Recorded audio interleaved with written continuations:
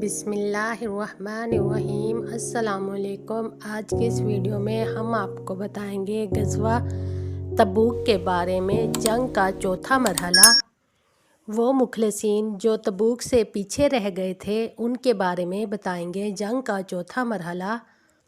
गज़वा तबूक में जंग से पीछे रह जाने वालों की कई किस्में हैं। एक तो वो लोग पीछे रह गए थे जो पक्के मुनाफिक और दीन के दुश्मन थे, उनकी तफसील गुज़र गई है। दूसरे वो लोग जो माजूर थे या पीछे रह जाने पर हुज़ूर सल्लल्लाहु अलैहि वसल्लम की तरफ से मामूर थे, जैसे हज़रत अली रज़ियल्लाहु ताला अन्हु वगैरह। तीसरे वो लोग थे जो कुछ वक्त के लिए पीछे रह गए थे और फिर तंबिया और बेदारी के बाद दौड़ पड़े और तबूक में जाकर शामिल हो गए। इन्हीं में से हज़रत अबू ज़र ग़फ़ारी और अबू हुसैमा रज़ियल्लाहु ताला अन्हु वगैरह हैं। और चौथे वो लोग थे जो आसूदा हाल भी थे और जाना भी चाहते थे, मगर आज कल करते करते देर हो गई और गज़वा ख़त्म हो गया। फिर इन लोगों से मुसलमानों ने सोशल बाइकाट किया। इन्हीं में से काब बिन मालिक, हलाल बिन उमैया और हज़रत मरारा थे। मैं इन्हीं हज़रात की कुछ तफसील बताती हूँ ताकि हर मुसलमान को अंदाज़ा हो जाए जिहाद फ़र्ज़ हो जाने के बाद कितना अहम हो जाता है और इसमें सुस्ती करने वाला किस तरह ज़ेरे आताब आता है। पहले इन लोगों का हाल बताती हूँ जो देर से तबूक पहुँच गए थे। हज़रत अबू ज़र ग़फ़ारी का किस्सा। गज़वा तबूक से जब कोई शख्स रह जाता था और सहाबा इनका तज़किरा हुज़ूर सल्लल्लाहु अलैहि वसल्लम के सामने करते थे, हाँ हज़रत सल्लल्लाहु अलैहि वसल्लम फरमाते थे कि छोड़ दो, अगर इसमें कोई खैर होगी तो खुदा तुम्हारे साथ ज़रूर मिला देगा, मगर इसकी हालत अगर कुछ और है तो खुदा ने तुमको इससे बचा लिया। अबू ज़र ग़फ़ारी का ऊँट रास्ते में चलने से आजिज़ आ गया। एक रिवायत में है कि ये ऊँट लागर और कमज़ोर था। अबू ज़र ग़फ़ारी ने सोचा कि 2-4 दिन तक इसे घर में खिला पिला कर निकलूँगा, मगर ऐसा नहीं हो सका। तो हज़रत अबू ज़र ग़फ़ारी अपना सामान पीठ पर लाद कर पा प्यादा चल पड़े तबूक में। जिस वक्त हुज़ूर सल्लल्लाहु अलैहि वसल्लम किसी मकाम पर ठहरे हुए थे, किसी ने आकर बता दिया कि आप सल्लल्लाहु अलैहि वसल्लम एक शख्स तन्हा चला आ रहा है। आप सल्लल्लाहु अलैहि वसल्लम ने फरमाया अबू ज़र होंगे। जब मालूम हो गया कि वाकई हज़रत अबू ज़र हैं, तो हज़रत सल्लल्लाहु अलैहि वसल्लम ने फरमाया अल्लाह ताला अबू ज़र पर रहम फरमाए, अकेला चला आ रहा है, अकेला ही मरेगा और अकेला ही उठाया जाएगा। और ऐसा ही हुआ। दौरे उस्मान में आपको कोरे बज़ा की तरफ जिला वतन कर दिया गया, क्योंकि इसमें हिकमत थी। वहाँ आपने वफ़ात पाई। तजहीज़ व तकफ़ीन करने वाला कोई ना था। इत्तफ़ाक़ से हज़रत अब्दुल्ला बिन मसूद कूफ़ा से वापसी आ रहे थे, उन्होंने तजहीज़ व तकफ़ीन की। अल्लामा इब्न रकीम ने तारीख़ और हदीस के टुकड़ों को जमा करके ये वाक़या इस तरह लिखा है। हज़रत अबू ज़र ग़फ़ारी की ज़ोजा का बयान है, जब हज़रत अबू ज़र ग़फ़ारी पर मौत की हालत तारी हो गई तो मैं रोने लगी। पूछा क्यों रोती हो? मैंने कहा कैसे न रोऊं, आप अकेले इस मैदान में मरने के करीब हो और मेरे पास इतना कपड़ा भी नहीं है कि मैं आपको कफ़न दे सकूं। हज़रत अबू ज़र ग़फ़ारी ने फरमाया इस गम में मत रोना, सुनो मैं एक बिशारत सुनाता हूँ। हम चंद आदमी हुज़ूर सल्लल्लाहु अलैहि वसल्लम की खिदमत में हाजिर थे। आप सल्लल्लाहु अलैहि वसल्लम ने फरमाया तुम में से एक शख्स तन्हाई की हालत में एक मैदान में मरेगा, लेकिन वहाँ मुसलमानों की एक जमात आ जाएगी।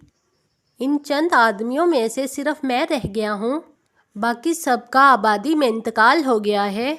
अब तुम जाकर रास्ते में देखो कोई मौजूद है या नहीं। मैंने कहा हाजी सब जा चुके हैं, अब इस सहराई मैदान में आदमी कहाँ है? हज़रत अबू ज़र ने फरमाया तुम जाकर देखो तो सही। मैं उनके कहने पर जाकर टीले से इधर उधर देखती और वापस आकर उनकी तीमारदारी करती थी। इसी हाल में ऊँटों पर सवार कुछ आदमी मुझे नज़र आए। मैंने इशारा किया तो वो जल्दी जल्दी मेरे पास आ गए और पूछने लगे खुदा की बंदी क्या परेशानी है? میں نے کہا ایک مسلمان مر رہا ہے، ان کو کفنانے دفنانے میں مدد دو۔ انہوں نے پوچھا کون ہے؟ میں نے کہا حضرت ابوذر غفاری ہیں۔ انہوں نے کہا کون ابوذر؟ کیا رسول صلی اللہ علیہ وسلم کے صحابی ابوذر؟ میں نے کہا ہاں۔ وہ سب بے تاب ہو گئے اور ان کے نام پر اپنے آباؤ امہات کو قربان کرنے لگے اور ان کے پاس جلدی جلدی پہنچ گئے۔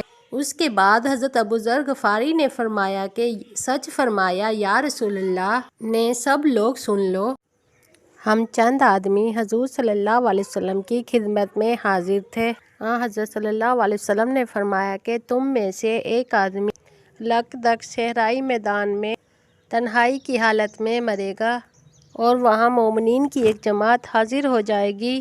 ان چند آدمیوں میں سے صرف میں رہ گیا ہوں، باقی سب کا آبادیوں میں انتقال ہو چکا ہے۔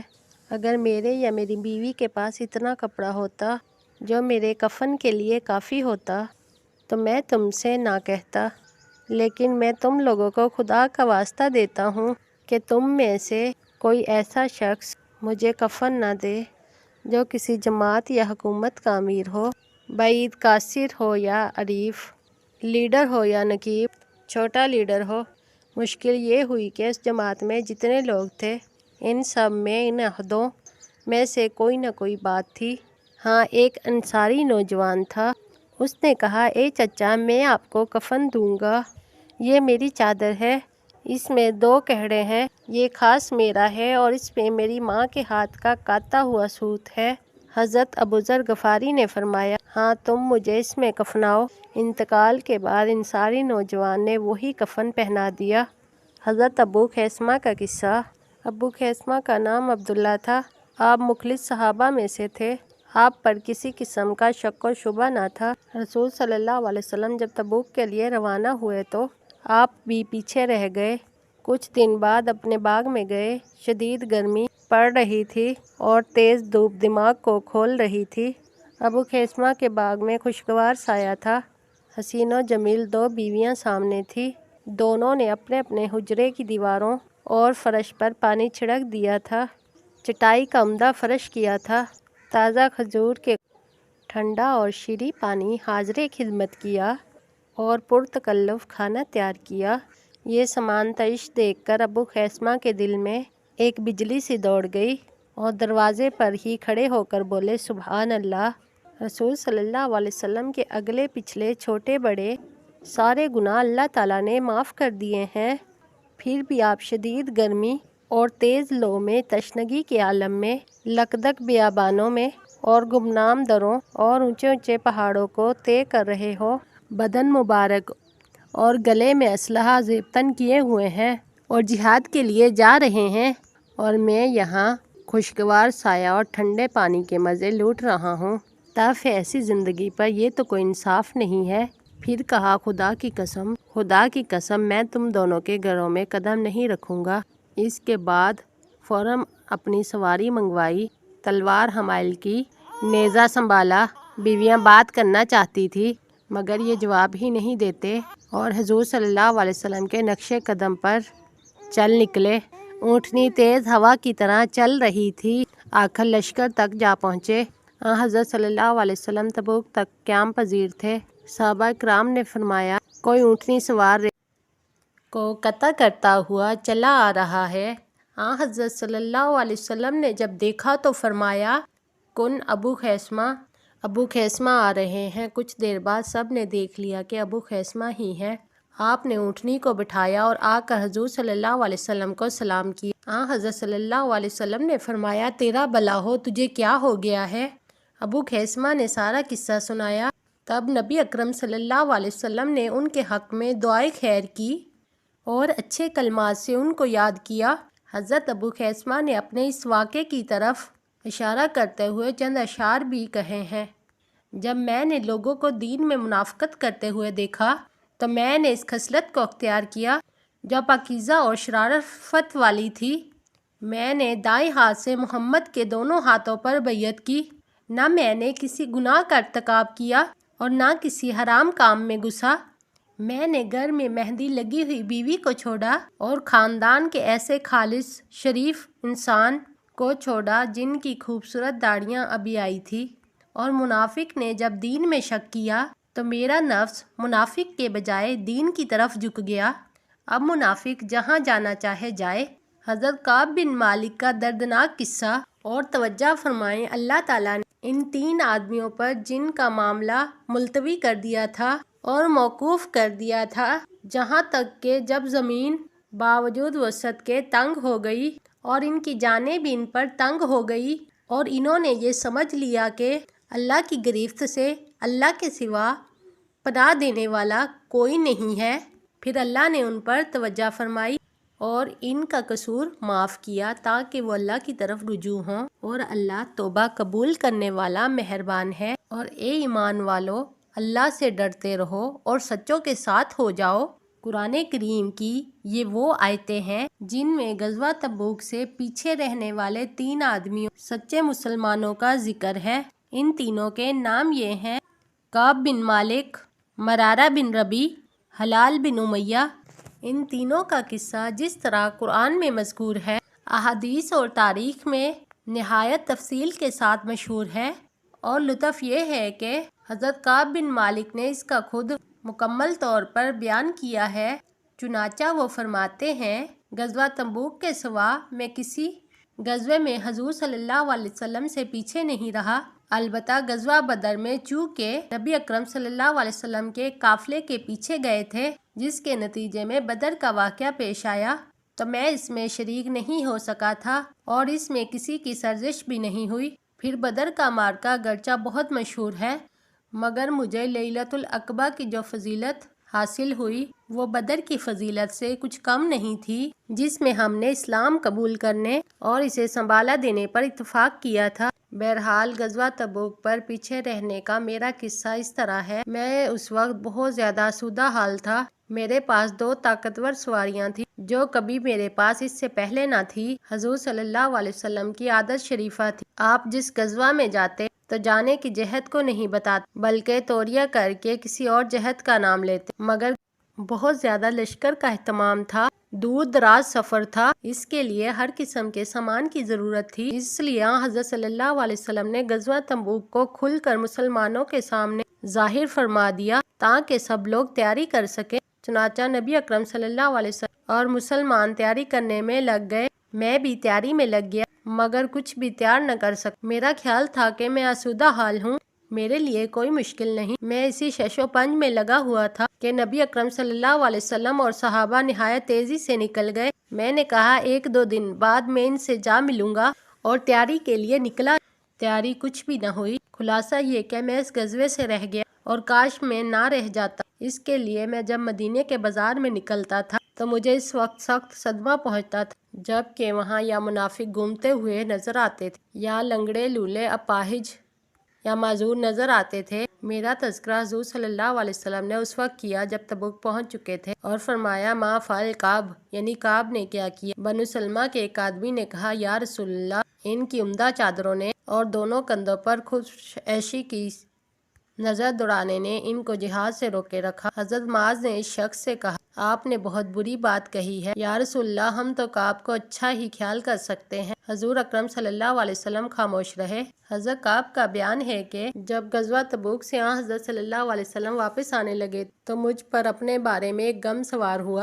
میں کل نبی اکرم صلی اللہ علیہ وسلم کے غضب سے کیسے بچوں گا؟ میں دل ہی دل میں مختلف جھوٹے منصوبے بناتا رہا اور اپنے خاندان کے ہوشیار لوگوں سے مشورے بھی لیتا رہا، اور جب مجھے اطلاع ملی کہ حضور صلی اللہ علیہ وسلم مدینہ منورہ پہنچ چکے ہیں تو میرے دل سے سارے جھوٹے منصوبے زائل ہو گئے، اور میں نے سوچا کہ میں اس مشکل سے جھوٹ کے ذریعے سے کبھی نہیں نکل سکتا۔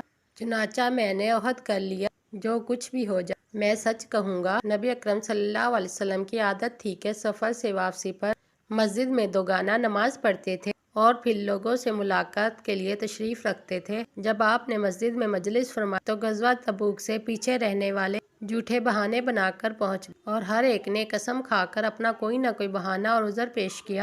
حضرت صلی اللہ علیہ وسلم نے بغیر کسی تفتیش کے سب کا ظاہر عذر قبول کیا اور اصل حقیقت اللہ تعالیٰ پر چھوڑ دیا۔ جھوٹے عذار پیش کرنے والے 80 یا 81 آدمی تھے۔ اس کے بعد میں بھی حضور صلی اللہ علیہ وسلم کے سامنے آ گیا اور میں نے سلام کیا۔ آپ نے سلام کا جواب دیا اور غضب آمیز تبسم فرمایا اور مجھ سے فرمایا آگے آ جاؤ۔ میں آگے ہوا تو فرمایا اور آگے آ جاؤ، یہاں تک کہ میں آپ کے قدموں میں بیٹھ گیا اور آپ صلی اللہ علیہ وسلم نے فرمایا تم کو کس چیز نے پیچھے رکھا، حالانکہ تم نے اس سفر کے لیے سواری بھی خرید رکھی تھی۔ میں نے کہا جی ہاں یا رسول اللہ، خدا کی قسم اگر آج میں کسی دنیا دار کے سامنے ہوتا تو بحث اور ہیلے بنا کر بچ سکتا تھا، لیکن میں جانتا ہوں کہ اگر اس وقت جھوٹی باتیں بنا کر آپ کو راضی کر لیا تو ممکن ہے کہ اللہ تعالیٰ صحیح بات ظاہر کر کے آپ کو مجھ سے ناراض کر دیں۔ لیکن اس وقت اگر میں سچ کہہ دوں تو آپ مجھ سے خوش نہیں ہوں گے، لیکن مجھے امید ہے کہ اللہ تعالیٰ میرے قصور کو معاف کر دے گا اور آپ کو مجھ سے راضی فرما دے گا۔ یا رسول اللہ، پیچھے رہنے کی کوئی صحیح وجہ نہ تھی، مجھے ہر قسم کی سہولت حاصل تھی، باوجود اس کے میں پیچھے رہ گیا۔ حضور صلی اللہ علیہ وسلم نے فرمایا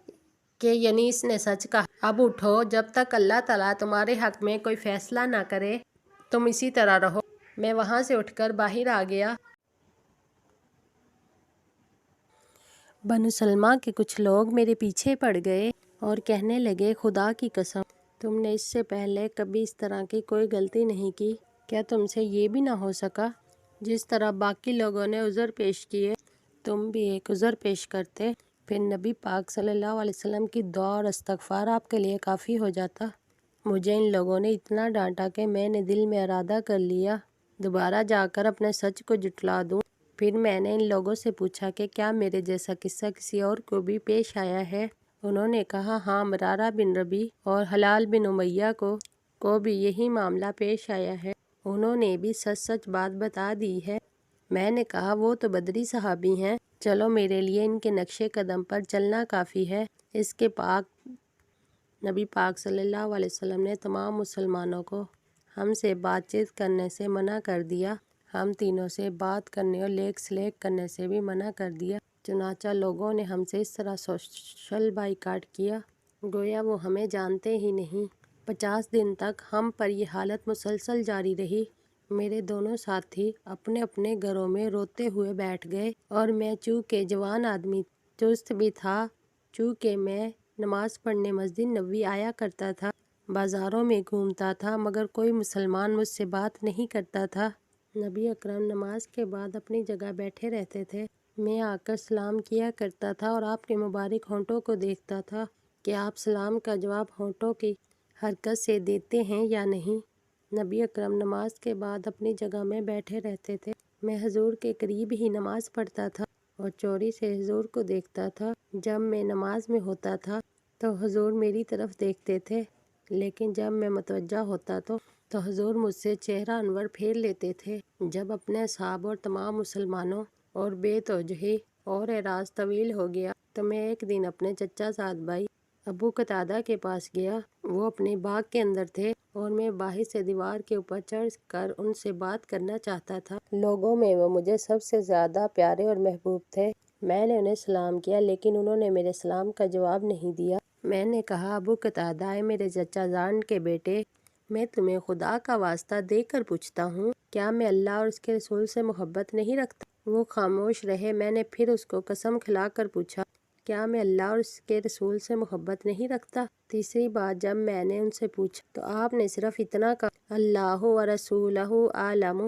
میری آنکھوں سے اٹھٹ آنسو گرے اور دیوار پھیلا کر واپس ہو گیا۔ حضرت کعب کو عیسائیوں کی پیشکش۔ حضرت کعب فرماتے ہیں کہ ایک دن میں مدینہ منورہ میں گھوم رہا تھا، ایک شامی تاجر لوگوں سے پوچھ رہا کہ کعب بن مالک کہاں ہے؟ جب مجھ پر نظر پڑی تو سب لوگوں نے اشارہ کر دیا۔ وہ میرے پاس آیا اور غسانی عیسائی بادشاہ کا ایک خط لا کر مجھے دے دیا۔ خط ریشمی کپڑے میں لپٹا ہوا تھا اور اس کا مضمون اس طرح تھا، عطا بعد مجھے یہ خبر ملی تمہارے صاحب نے تم پر جفا کیا ہے، اگرچہ خدا نے تمہارا درجہ کم نہیں کیا اور نہ تم اس طرح چھوڑ دینے کی چیز ہو۔ اب تم فوراً ہم سے آ کر ملو، تم اپنا مرتبہ خود دیکھ لو گے۔ میں نے جب اس خط کو پڑھا تو میں نے کہا، قسم باخدا یہ بھی ایک بڑی مصیبت، کیا میں اس درجے کا ہو گیا کہ کافر مجھے کفر کی دعوت دے رہے ہیں؟ وہ قاصد پاس کھڑا تھا۔ میں نے خط کو ایک جلتے ہوئے تندور میں ڈال کر جلا دیا اور اس قاصد سے کہا کہ یہ تیرے خط کا جواب ہے۔ ہم پر یہی اندھوناک حالت جاری تھی اور 40 دن پورے ہو چکے تھے۔ نبی اکرم صلی اللہ علیہ وسلم کا قاصد آ گیا اور مجھ سے کہا کہ تم اپنی بیوی سے علیحدہ ہو جاؤ۔ میں نے کہا کہ طلاق دوں یا کیا کروں؟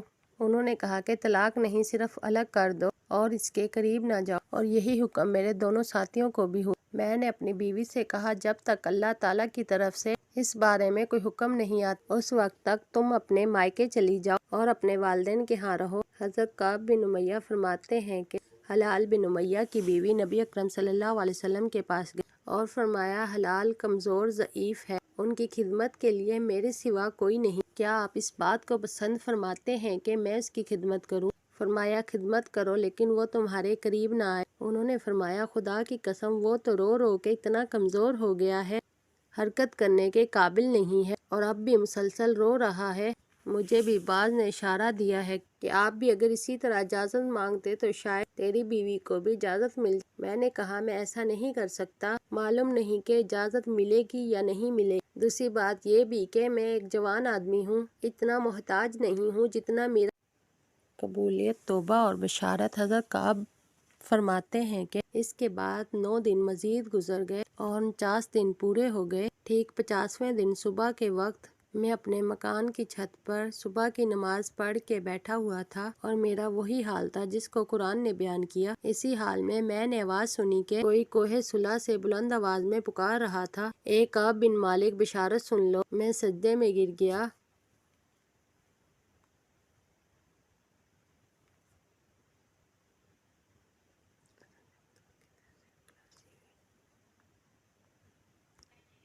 اور سمجھا کہ خدا کی طرف سے خلاصی ہوئی، شاید صبح کی نماز میں حضور اکرم صلی اللہ علیہ وسلم کو اللہ تعالیٰ کی طرف سے قبولیت توبہ کی مدد ملی۔ اس کے بعد لوگ بشارت لے کر یکے بعد دیگر میرے پاس آنے لگے۔ ہر شخص جلدی کر رہا تھا کہ پہلے میں پہنچ کر بشارت دوں، مگر آواز تو گھوڑے سے پہلے پہنچتی تھی، اس لیے جس کی آواز ہمیں پہلے ملی۔ جب وہ آئے تو میرے بدن پر 2 کپڑے، میں نے وہ دونوں کپڑے اتار کر ان کو دیے اور خدا کی قسم میرے پاس اس کے سوا کوئی کپڑا نہ تھا۔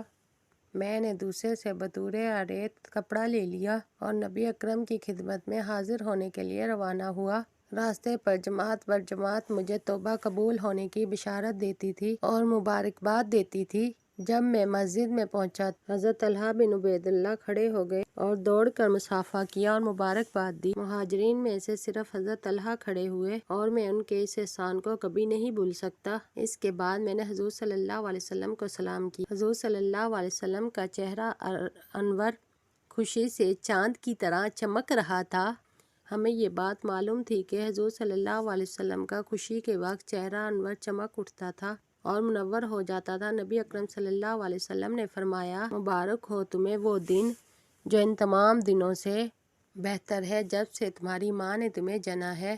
میں نے کہا یا رسول اللہ یہ آپ کی جانب سے ہے؟ میں نے کہا یا رسول اللہ یہ آپ کی جانب سے ہے یا اللہ تعالیٰ کی جانب سے ہے؟ آپ نے فرمایا اللہ تعالیٰ کی طرف سے ہے۔ میں نے کہا یا رسول اللہ میں چاہتا ہوں کہ قبولیت توبہ کے شکریہ میں اپنا سارا مال اللہ کے راہ میں صدقہ کر دوں، تو حضور صلی اللہ علیہ وسلم نے فرمایا کہ تمہارے لیے یہی بہتر ہے کہ کچھ مال اپنے لیے بھی رکھو۔ میں نے عرض کیا کہ خیبر کا حصہ اپنے لیے رکھتا ہوں۔ اس کے بعد میں نے حضور صلی اللہ علیہ وسلم کے سامنے عہد کیا کہ صداقت کی وجہ سے اللہ تعالیٰ نے میری دعا قبول فرمائی ہے، اب میری توبہ کا یہ حصہ ہے، میں سچ کے سوا کوئی بات نہیں کروں گا۔ فرماتے ہیں کہ اس دن کے بعد آج تک میں نے کوئی جھوٹی بات زبان سے نہیں نکالی اور آئندہ بھی اللہ تعالیٰ حفاظت فرمائے۔ حضرت کعب فرماتے ہیں کہ قسمیں بخدا اسلام قبول کرنے کے بعد مجھ پر میرے رب کا سب سے بڑا احسان یہی میری توبہ ہے، اور ہم تینوں ہی کے متعلق توبہ کی یہ آیت اتری۔ حضرت کعب توبہ پر یہ شعر پڑھا کرتے تھے، میرا پروردگار ہر عیب سے پاک ہے، اگر وہ میری غلطی کو معاف نہ فرماتا تو میں نقصان اٹھاتا اور قول و علم دونوں تباہ ہو جاتے۔ قرآن کی ان آیتوں میں ہے کہ اے ایمان والو سچوں کے ساتھ ہو جاؤ۔ اس میں اشارہ ہو گیا کہ جب تک قرآن موجود ہوگا تو سچے لوگوں کی ایک اور جماعت قائم رہے گی اور وہی اہل حق کی جماعت ہوگی۔ تبوک کا یہ قصہ اس بات کی دلیل ہے کہ نفیر عام کے بعد جہاد فرض ہو گیا، اگرچہ فرد اس کی اطلاع نہ کی گئی، نیز امام وقت جب جہاد کا اعلان عام کرتا ہے تو کسی شخص کو پیچھے رہنے کی گنجائش نہیں ہوگی۔ ہاں، اگر کوئی شخص وقت کے امام الجہاد سے اجازت لے لے تو رک سکتا ہے۔ کسی نے کسی کو خوشخبری سنا دی، اس بشارت پر بقدر استطاعت صدقہ کرنا مستحب ہے، جیسا کہ حضرت کعب نے بشارت دینے والے۔ ہر مسلمان کو سوچنا چاہیے کہ جہاد اتنا اہم فریضہ ہے کہ کچھ تاخیر سے یا صرف ایک بار عدم شرکت سے اتنا سخت مواخذہ ہوا کہ 50 دن تک سوشل بائیکاٹ کیا گیا، بیویوں سے علیحدگی کا حکم ہوا، اور اگر اس دوران ان حضرات کی موت آ جاتی تو پھر ان کا کیا بنتا۔ خود حضرت کعب کا بیان ہے کہ مجھے سب سے زیادہ فکر اس بات کی تھی کہ بائیکاٹ کے زمانے میں میری موت نہ آ جائے، اس لیے ہر مسلمان کو کھلے دل سے جہاد میں حصہ لینا چاہیے اور دل و دماغ میں اس کو جگہ دینا چاہیے۔ جہاد سے محبت اور مجاہدین سے ہمدردی محبت رکھنی چاہیے۔ خدا نخواستہ اگر کسی کے دل میں یا دل کے کسی کونے میں جہاد سے ذرا بھی نفرت پیدا ہو گئی تو میرے خیال میں اس کا ایمان جل جائے گا، کیونکہ جہاد ایک حساس اور نازک اسلامی حکم ہے، اور اس سے ذرا بھی نفرت دل میں نفاق پیدا کرتا ہے، کیونکہ اسلام کے کسی بھی حکم سے قلبی نفرت کفر ہے، لیکن جہاد تو ایمان کے پرکھنے کی کسوٹی ہے، کیونکہ نفاق کا جہاد کے ساتھ تقابل قرآن حدیث میں بار بار بیان کیا گیا ہے۔ اگلا حصہ آنے والی ویڈیو میں بتایا جائے گا۔ ویڈیو اچھی لگی ہو تو لائک اور سبسکرائب کریں۔ شکریہ۔